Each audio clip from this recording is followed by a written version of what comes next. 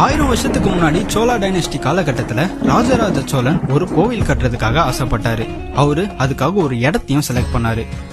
பலாயிரம் வருஷத்துக்கு அந்த கோவில் நிலையா இருக்கிறதுக்காக அந்த இடத்த சுத்தி மணல் கலவைகளை கொட்டி ஒரு குஷன் மாதிரி உருவாக்குனாரு. இதை இப்போ சாண்ட் பாக்ஸ் டெக்னிக் அப்படின்னு சொல்லுவாங்க. என்னதான் நிலநடுக்கத்தினால பூமி ஆடுனாலும் கோவில் கூட சேர்ந்து ஆடுமே தவிர கீழே விழவே விழாது. கிரானைட் கற்களால உருவாக்கணும்னு நினைச்சாரு. பட் அந்த இடத்த சுத்தி 100 கிலோமீட்டர் ரேடியஸ்க்கு ஒரு குவாரியும் கிடையாது.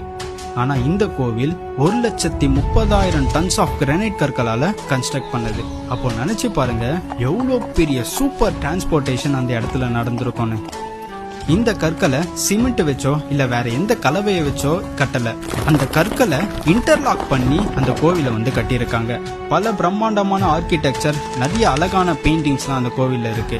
எல்லா ஒர்க்கும் முடிஞ்சக்கு அப்புறம் கன்ஃபர்மேஷனுக்காக ராஜராஜ சோழர் அந்த ஆர்கிடெக்ட் கிட்ட ஒரு கேள்வி கேட்கிறாரு. என்னன்னா, இந்த கோவில் எந்த ஒரு சூழ்நிலையிலும் கீழே விழுந்துராதுல? அதுக்கு அந்த ஆர்கிடெக்ட் சொன்ன பதில் என்னன்னா, இந்த கோவிலோட நிழல் கூட கீழே விழாது.